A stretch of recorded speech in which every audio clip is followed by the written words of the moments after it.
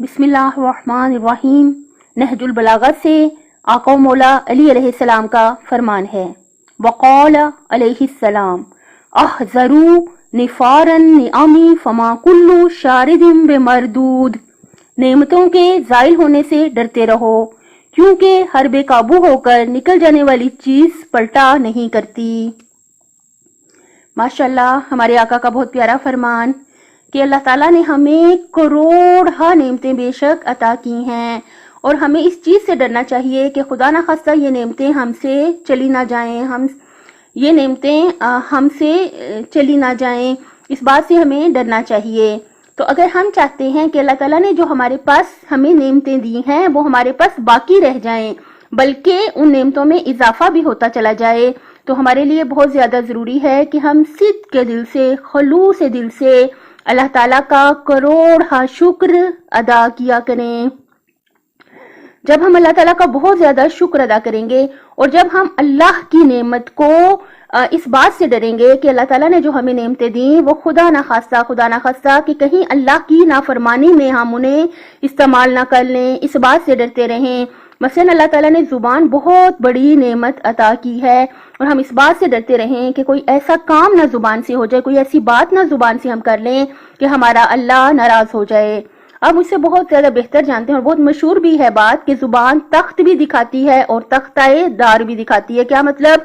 زبان سے ہم بول کے اللہ تعالیٰ کی ہم بہت فائدے بھی حاصل کر سکتے ہیں اپنی زبان سے بول کے، اور زبان سے بول کے خدا نہ خواستہ اگر ہم دوسروں کا دل چیر دیں، دوسروں کا دل دکھا دیں، یا خدا نہ خواستہ بری باتیں زبان سے کریں، غیبت کریں زبان سے، تو کیا ہوگا کہ ہمیں اس کے بھی نتائج کو بھگتنا پڑے گا۔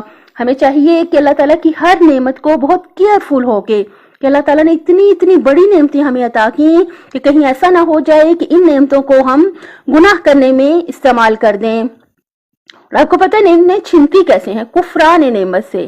جب ہم نعمتوں کا شکر ادا نہیں کرتے، جب ہم نعمتوں کی قدر نہیں کرتے، تو بہت چانس ہوتا ہے کہ خدا نہ خواستہ وہ نعمتیں ہم سے چھین جائیں۔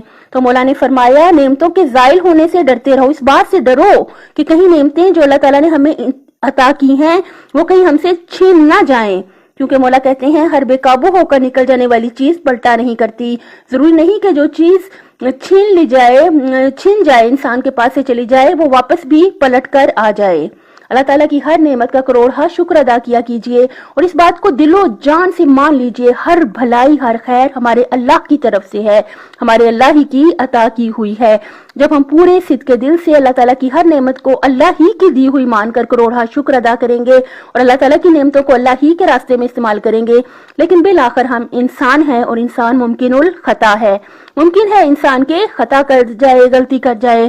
اگر خدا نہ خواستہ ہم زبان سے، آنکھوں سے، کان سے اگر خدا نہ خواستہ ہم گناہ کرتے ہیں، غیبتیں سنتے ہیں یا غیبتیں کرتے ہیں، تو ہمیں چاہیے فوری طور پہ اللہ تعالیٰ سے اپنے ہر گناہ کی معافی مانگ لیں، اور اللہ تعالیٰ سے التجا کریں کہ یا رب آپ نے ہمیں جو بے شمار نعمتیں عطا کی ہیں وہ ہماری نسلوں کو بھی نصیب ہوں، ہمیں تو ہوں، ہماری نسلوں کو بھی آگے نصیب ہوں، نسل در نسل ہمیں نصیب ہوتی چلی جائیں۔